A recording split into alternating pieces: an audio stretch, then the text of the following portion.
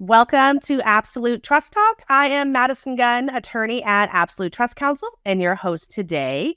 If you're watching this live, please feel free to ask any questions in the comment section of whichever platform you are watching on. If you're listening to this, however you listen to your podcasts, and you have any additional questions, please feel free to reach out to us via our website at www.absolutetrustcounsel.com. Hi, Carrie. It is great to have you. It's so easy to rattle off advice to people, but when they feel like they're the only one in the room with their concerns, it's helpful to hear from people who have been through similar situations. Rather than give a basic lecture about the life stages of a special needs person or child, we have brought in Carrie Lloyd today to discuss it from her perspective as the mother of a special needs child who has been through these life stages with her son starting from the day he was born. Carrie is the vice president and institutional consultant at Index Fund Advisors. She has over 30 years of experience in the financial services world, where she has held leadership positions with the most respected names in the financial service industry, such as State Street, Bank of New York Mellon, American Century, and Wells Fargo. Additionally, Carrie provides investment solutions and investment policy statements for retirement plan sponsors and fiduciaries of all types, including those who serve the special needs community. Ms. Lloyd also works with government investment pools, where she's a registered lobbyist with the state of California, and she is the author of Planning the Future for a Special Needs Child and the founder of Integrative Solutions Services, LLC, where she provides consulting and collaboration tools to the special needs community. Carrie previously served on a regional oversight board for the California State Council for Developmental Disabilities. In addition, she is past president and board member of the Los Angeles chapter of the Western Pension and Benefits Conference, and she continues to participate in industry conferences and symposiums, where I first saw her, throughout the United States, and is often asked to speak or moderate sessions for attendees. She's a family fiduciary, so she helps other people in the same situations. She teaches based on her own experience, and in her spare time, she visits family in Hawaii, enjoys performing arts, golfing, yoga, and music, where she performs with her church choir. Phew. That was not even her whole resume, people. We are so glad to have you, Carrie. Your story is so compelling and touching, and you're able to articulate all of the information you've learned over the years through your own experiences, both in your book, in person, and your speeches. And I would be so happy if you could tell us about your life with your son, Adam, and maybe start with pregnancy or the day he was born, kind of like your little diagnosis story, just to start us off. Yeah. Well, thank you, Madison, for having me here. And it's an honor to be here with you and with the audience today. And when Adam was born, I was in my career already working with institutional clients, and I thought I was just going to have a baby. But when he was born, his APGAR score was below perfect. And so I knew that there was an issue. And the second that the doctor said that he had an issue with his hearing that was likely temporary because they thought maybe it was just fluid in his ears, a mother always knows. I knew that Adam was deaf that moment, and it was going to take me, 3 to 6 months to actually get the final diagnosis. And, it started right away, going to the audiologist and having them test for fluid in the ears, confirming it was there, and so on. So that early stage, that early pre-diagnosis, stage is very difficult for the families because there's all this uncertainty. And yet there's always the mother's or father's or family intuition that there's something going on. And so that's where we were with Adam, but it didn't, of course, change the way I felt about him. It was just, I knew that he needed some additional attention, and I was happy to give it to him. That's great. I know every child is unique. In terms of, they all need their individualized support needs. And I understand that the support and services that come from government, either federal, state, or local, can be broken down generally into life stages. Is that right? I believe your book broke it down into 6 stages. I did. It's a daunting task, and there's a lot of terminology. So Adam just turned 18, so he's in the second to the last life stage. And the first one is that 0 to 3 early start life stage. And, for obvious reasons, we're not going to be contemplating guardianship or conservatorship for an infant because they're minors. So I broke it into stages so that we can focus on what needs to be done during that life stage. And it was based on my experience with Adam and the fact that I was working professionally with fiduciaries already anyway. So I had a little bit of an early start in terms of understanding what I needed to do. All right. And can you explain how that first, I imagine this is the most daunting just because you really starting off with you don't know. So what does that first big stage looks like? So you have a diagnosis kind of, and then what happens from there? So you're noticing differences. For me, Adam and I went to Mommy and Me classes, and he wasn't responding to sound in the same way that the other children were, and we're banging the tambourines and we're doing the drum, and that was like no response from him at all. And so I thought, well, he definitely can't hear, and so, but you don't have the final diagnosis. So you're seeking solutions. You're trying to find what to do. There was one really good resource that I recommend at this stage. There's a book called The Out of Sync Child, and it really has quite a few exercises that families can do, regardless of if there's a diagnosis or not, to stimulate the senses and work with a child that might seem a little off. And there's also some what they call positive behavior support tools that can be used at this stage. Even though you don't know what's happening, you can at least encourage little gains to turn into larger gains and then build on them while they're young, and the brain is very flexible and plastic in terms of your ability to help them. The other thing was in society, the families, that do notice also that the things are a little off. There is an impact on the family as well, because you can't ignore the differences and neither can anyone else. So people start asking questions. And then the third thing in this life stage is really interesting in terms of services, because if there's an issue and there is a diagnosis, then the government rushes to your door. There's something called early intervention, which is part of Early Start under Part C of the Individuals with Disabilities Act. And that's in the book, but there's an IFSP that gets developed at this 0 to 3 life stage for the child and for the family to make sure that they get the support they need while it's still early enough to make a difference. So there's a lot of technical stuff going on at the beginning, and that's why you just want to focus on this life stage and what you need to do right now. That's great. And is that just like a referral from the pediatrician? They send that off, and that's how that works? They do, yes. Yeah. All right. And what happens when it's time to start school or preschool, when they hit that 3-4 years old? What does that shift in resources look like? I mean, the school obviously sends some of that early start support, but now what? Now that they have, maybe a program to go to and things like that. So by then you've got your diagnosis, and hopefully there's a treatment plan that was developed in the prior life stage.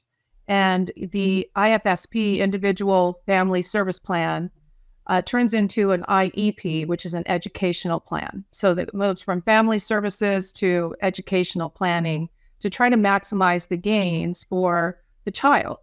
And when that happens, there's quite a bit of advocacy that you need to participate in. And the most important advice that I give to the families is that the parents are part of the team.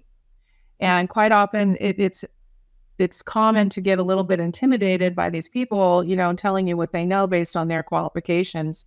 But the reality is that you know best, because the families know best, since they know the child. They're with them 24/7. So it's really important to share the information that the team needs as the family members, and also to make sure that there's collaboration across environments.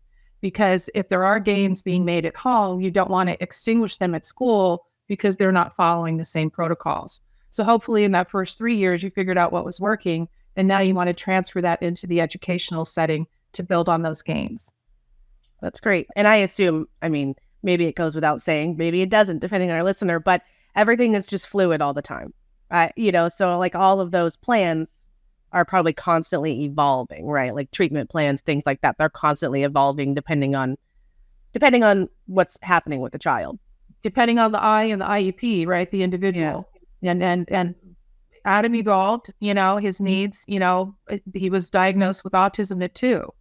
And he didn't have that diagnosis when he was born. So we had to add behavior services, and then we had to pick which one, and we picked evidence-based, ABA, and et cetera, So yeah, it definitely evolves. It could be daily. It could be, less often than that or more often than that, depending, So for us, it was, staying on top of it. The school likes to have a meeting with the family at least once a year, and you can ask for an IEP meeting, and they need to turn it around within 30 days. So if the family feels that there's a need for a meeting, then you can call one. Great. And so I know the family's on 24/7. What kind of support is available both to the kids and to the family as caregivers? So while the child's in school, needless to say, if they qualify for special education, then they would have an IEP and they would have an IEP team. And then you negotiate the level of support that they have at school. So that typically would be PT, which is physical therapy, occupational therapy, and speech therapy. It was for Adam because of his step with the autism. So he also had behavior management, and he was much more impulsive when he was younger than he is now. So he needed that one-to-one support. People making sure he wasn't, running out of the classroom, and then he was able to attend to the teacher and be compliant and actually learn. So you tease, all of those services out, and then the collaboration across environments is what happens when he gets home from school. And so for us, Adam had his ABA, his behavior services, in the home after school, Monday through Friday. And then there's data that's collected that is then shared with the school, so the school can incorporate that modality in his day-to-day life in the classroom. And sometimes there's a disconnect, and it can be as a result of communication or otherwise, but this is where the advocacy comes in to make sure that consistency protects the gains that the child is making. Yeah, you kind of, as the parent, you kind of have to just be, this goes whether or not there's a special needs child or not, but you kind of have to be on top of everything all the time. You just have way more people to be on top of when you have a special needs child. And that's where the lawyers come in. Adam's father's a lawyer, so we were able to have a little bit of a fast track on that. But there is so our resources and books available so that families can know what their entitlements are, what to ask for, what they should be expecting in the process. And this is where it's really important to engage a lawyer. We actually did get outside advice to make sure that we weren't asking for too much, and also that we understood what we could ask for. Yeah, that's great. Most people probably don't even know their rights in regards to that. So once they're kind of out of that elementary stage, what do you expect, particularly from the schools, but also how you would transition at home for those middle school, high school years? So the middle school, early elementary to middle school is the third stage that I talk about. And this is where you're starting to notice what progress the child is making. So you sort of come up with all these modalities, and then you got them in school, and then you've got this collaboration, consistency across environments. And now it's time to see if that's working. So because, during the educational experience, it's possible to change the modalities if they're not working, or if they need to be, tweaked, or maybe identify if there's inconsistency somewhere that needs to be addressed. So this is where the educational assessments and the individualized support is really the main focus. You're establishing and updating, what is the least restrictive environment for the child, because you want them to live as normal as a life as possible.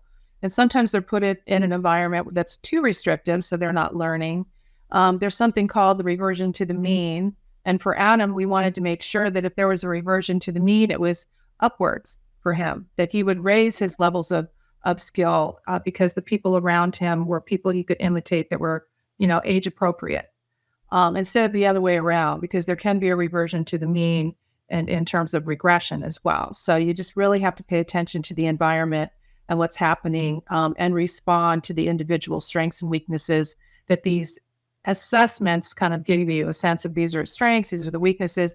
And the most important thing for the families and for us, we actually had to ask for an independent evaluation, because as it related to Adam's needs with a dual diagnosis, being deaf with autism, we wanted to make sure that he was getting the right level of services. So we had to get an independent person to come in and write a report and tell the school district what they thought he needed. And it worked. We actually ended up getting Adam into a program that was a bridge to the program for the deaf at University High School. So at this early elementary to middle school range, we were like, wait a minute, maybe he should be in a different environment where he's with typical deaf people.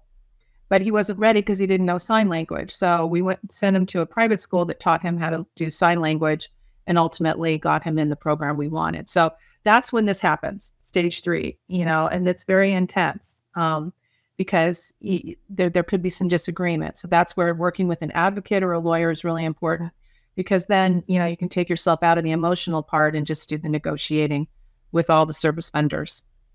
That's great. And what does stage 4 look like? I know high school is rough, even if you child of typical needs. Yeah, typical. Thank you.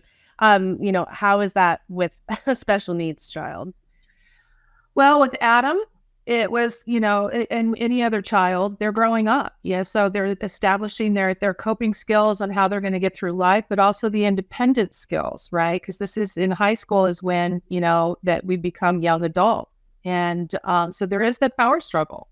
And Adam's needs changed when he was in high school. They changed from what worked for him when he was little to, I'm a young man and I can make my own decisions. And you have to follow the child's lead, validate their needs, their desires, and their preferences.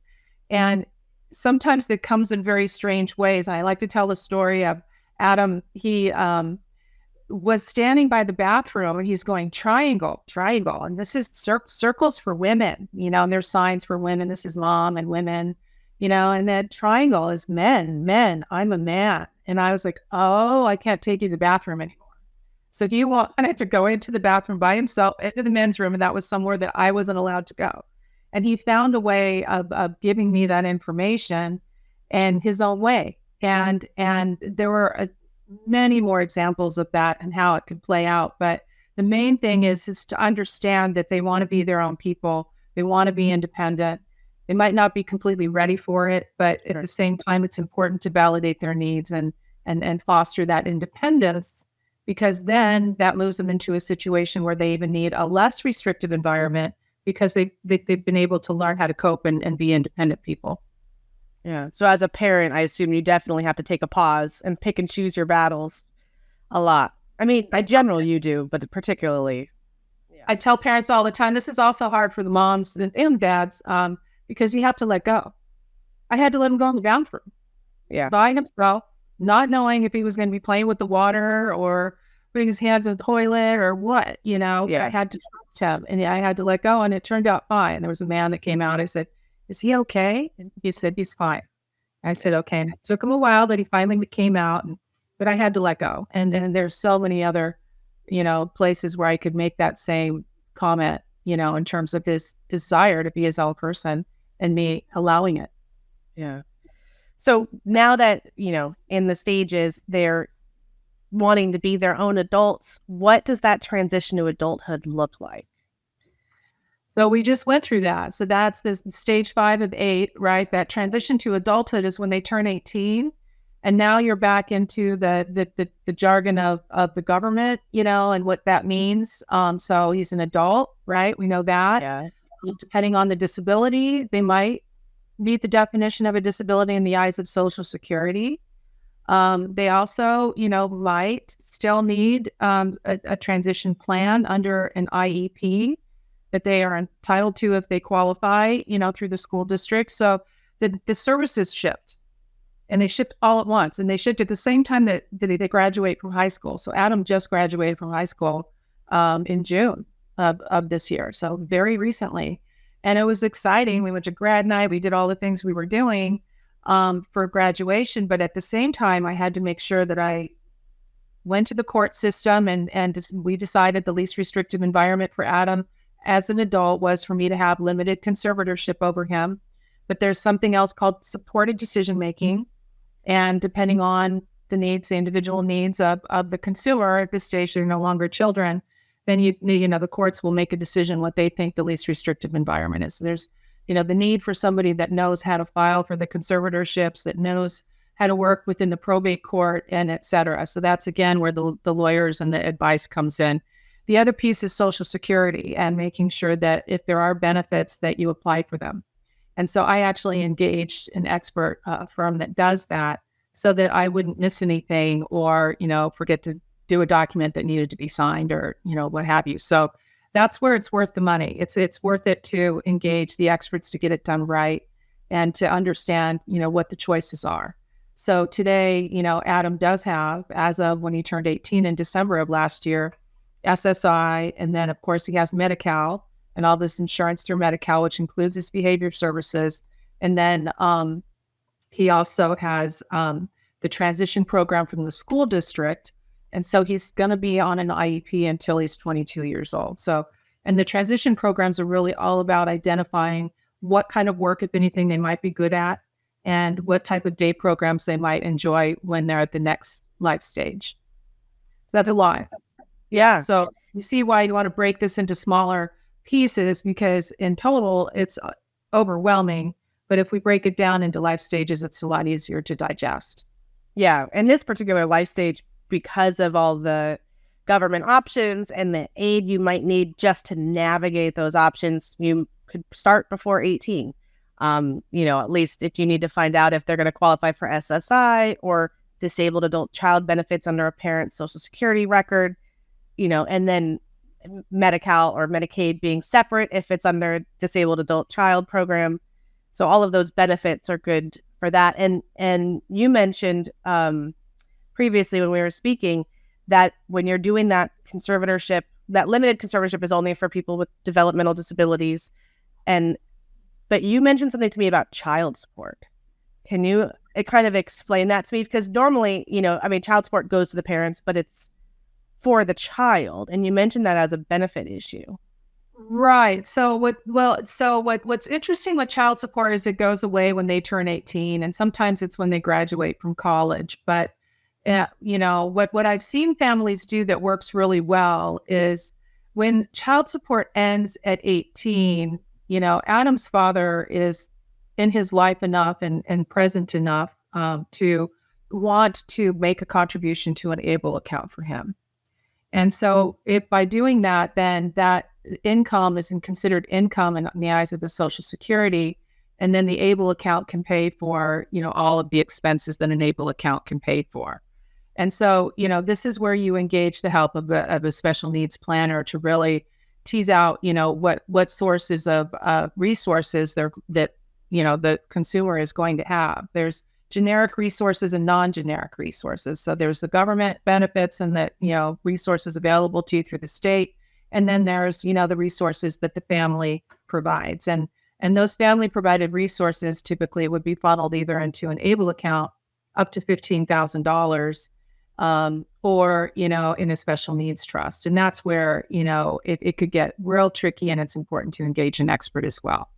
Yeah. Very important. And then the last stage, which I think is the most interesting that you speak about just because of your own personal story and your dreams. But the last stage is kind of like that life care plan. So they're out of the school system and you're just kind of trying to figure out what's going to happen forever. Yeah. So, and let's back up just a second. And then, yeah. So when Adam graduated from high school, the other thing I realized is that he was uncertain. So, this adulthood and beyond is a very uncertain time. And Adam was actually worried about that when he graduated, because everybody was saying goodbyes. They're saying school is over, no more school. And he's like, well, what's going to happen to me? So the consumer, the child, the disabled adult child is as concerned as we are. And sometimes that comes out in their behaviors. And so I have seen a lot of the disabled adult children have an escalation in behaviors somewhere between the age of 18 to 22 when they age out of all the services and really, have that adulthood and beyond life stage. So there's a little bit of a trickiness to Adam's needs have changed now that he's 18 and he graduated from high school. So we're renegotiating his services with the regional center, and he's already in his transition program, and he's doing well in college. So, that's sort of that 18 to 22. And then beyond that is adulthood, right? So that's when you start considering the living arrangements and what the succession planning looks like. And it's important to document, what is working for them. It's probably important to do that at the earlier life stages, Sure. And that way, if anything happens, at least, the team, the treatment team will know what to do. Like if something had happened to me, we had a life care plan in place for Adam so that people knew how to pick things up. I got COVID, and I was sick for like 3 weeks, but everybody knew what to do. So it was really important to have the life care plan in place so that, I could just get better and not worry about it. So there are a lot of living arrangements that are out there, but quite a few of them have wait lists. There's some really interesting and creative things that are happening in different states with regard to the government, sort of setting aside subsidies and some, like living arrangements. So keep an eye on that by state and engage with the people that know what's happening in the state, because these are differences state by state. And then when the parents do retire, for example, Adam's an adult, his dad isn't retired yet, but he's going to next year. And when he does, then he might be eligible for half of Jim's Social Security check in the form of disabled adult child benefits, the DAC benefits that you mentioned earlier today. That usually happens in this life stage because quite often their parents haven't retired yet. So, half of zero is zero. So if they're not getting any retirement income, then they're not going to get anything. So you just wait until, one of the two parents does retire. And then there's a little bit of math that you need to do on those in terms of which parents' Social Security will he be getting half of. And then you have to consider that in light of its impact on everything else, because it is a dollar for dollar reduction in the SSI payment. So again, the details can cause a lot of problems. And this is where you really need to engage with people that are watching this on a daily basis. And there are, lawyers and vendors that are out there that are specialists in government benefits. Yeah. And that's typically what who we refer clients to as well when they are asking, one, you always have to get that diagnosis under a certain age in order to get anything. But also that those benefits might be fluid. They might get SSI at first, and then, and depending on the parent's income when they're minors, they might get benefits when they're a child. So it's all something that it's kind of like when you counsel a normal family when a spouse passes away and they want to know, or they want to know whose Social Security record they can qualify off of. It's kind of the same thing, but in a different situation. You just have to run a bunch of numbers, and there are people who help you do that. You don't have to know what to do. It's not. And I didn't want to. I could have figured it out, but I had no interest. I had gotten the Chartered Special Needs Consultant, designation, which is like a CFP for special needs. And I knew enough to know that I wanted somebody to look at all the details of this for me, because it could get quite complicated. Yeah, I think that's definitely something that's good to farm out, especially with people. That's their job, to know the ins and outs of what benefits might be available. And even like if simple as housing situations where they might shoot to the top of the list for Section 8 or, things of that nature that people aren't aware of. Exactly. So tell me a little bit more about you call this Imagine a World. Tell me about that. Oh, okay. So I recently found a community locally that has set aside a handful, I think it was 12 units of this condo complex where a low-income person could, potentially live there. And they're across the street from this new development is Casa de Alma, which is a group home for special needs. It has a 2-year wait. And so it really made me think about the fact that if I could just imagine a world where Adam would be able to live independently, I could use my resources to buy him one of these condos that he would qualify for because he's low income, and he's across the street from the group home where he could get on the bus and enjoy all the social activities and social integration that they have. And then, the other street is the 24-hour fitness where he could work out. And then there's a pool, and there's walking paths and horses and all this in San Juan Capistrano that are available in this community, because it all sort of goes from the community out to, the outside areas. And, caregivers would be able to be there for Adam and walk him wherever he wants to go, or go to the workout at the gym, or enjoy social activities, but for him to have the support that he needs and still be able to live independently. And, near this, the group home for special needs is the memory care place.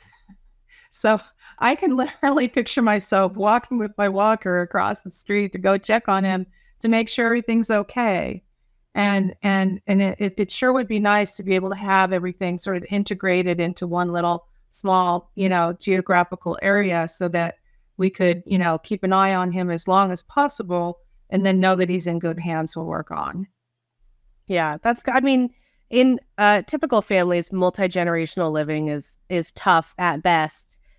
So I could imagine the greater need and desire for that with special needs children and wanting to be able to make sure. I mean, it's hard when you put your parent in an assisted living facility or higher to make sure that they're still okay because they still need advocacy. And so with it's even heightened with a special needs child. And you're the only Adam expert in the world. Yeah, in this life stage, this last life stage, that's what you're doing. You're growing old together, if you're lucky, And what I'd like to do is, if I can, outlive him by a day, which means I need to be super healthy. And there's a woman and her daughter I see every Sunday at church doing that. So this woman and her daughter are both on walkers now. Her daughter looks like CP and some other developmental delays. And, she was a lot younger, 20 years ago, but now 20 years have gone by and this woman is probably like 85. And now they both have their caregivers. And so there's two of them in the car, one in the front, one in the back, and caregiver and special needs consumer. You got the elderly mom and the IDD daughter, and they are growing old together, and I pray for them every Sunday. And then the people that have watched me and Adam come in every Sunday have also, been part of our community. So it's been an inspiration for me to see these two, how much they love each other, and then how their needs have changed over time, but they're still doing it. Oh, I think that's so sweet. I imagine most moms would like that for their children, most of the time, especially in special needs situations. So exactly. I really appreciate that, Carrie. I really appreciate your stories and going over the stages that are all in your book, which can be found on Amazon. I believe there's links in the chats everywhere in order to buy the book. But you could search Carrie Lloyd on Amazon and the books should come right up. And you do update that book over time, I believe, right? The editions. Yes, I update it as the laws change and as I learn more, because I don't know everything. And, as I learn more and there are other things that need to be added, then I just continue to make new additions and update the book. And I think that the main thing is, as far as recommendations are concerned, I just really think that it's important to work with experts as much as possible. And if you're not, since we didn't waste a lot of resources on Adam's treatment plan and we were able to optimize that, we had more resources left over to get the advice that we needed, the special planning advice that needs to be done by an expert. Yeah. I think that's great. I do have a couple audience questions for you. One is, so this kind of goes back to stage 1/2. And I know we've discussed this before, but should you shop your school district before your child is of school age, since the school district is who is providing a lot of the services for your child? A lot of families do. I kind of did it in reverse. So I have same thing with, people moving to different states in this environment and then that state changes. So I don't really chase after the school district because you could just as easily get to a school district and then end up having a change in the administration and then you just moved for no reason at all. With that said, we started in the Irvine School District and then we moved to San Juan Capistrano. And the program for the deaf is in the Irvine School District. So if I had known that, I wouldn't have had to advocate for Adam to get in there. He would have always been part of that program. So, I have a sort of a philosophy of not shopping the school district because that can change in a heartbeat. And it's more important to know what your individual needs are and get them from whoever whatever school district you're in, because that IEP follows the child. When we shifted to the Irvine School District, though, when Adam was entered into the program for the deaf, the IEP was a gold standard with the DHH program at University High versus what we had up until Adam was a freshman in high school. So it is important to be in a good school district. And if you're in one, stay in it. But if you're not, depending on your individual circumstances, it might make sense to move. And if you don't move, then the advocacy is even more important. Yeah, I've heard quite a few parents talk about it's not about the district or the organization where you're receiving services like in certain situations.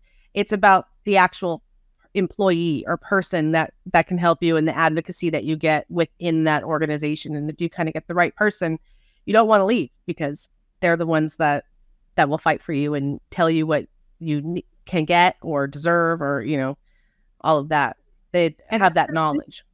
They were more giving when I walked in. There's a book, and this is in my book, Wright's Law has a book, the IDEA, special education Bible, basically.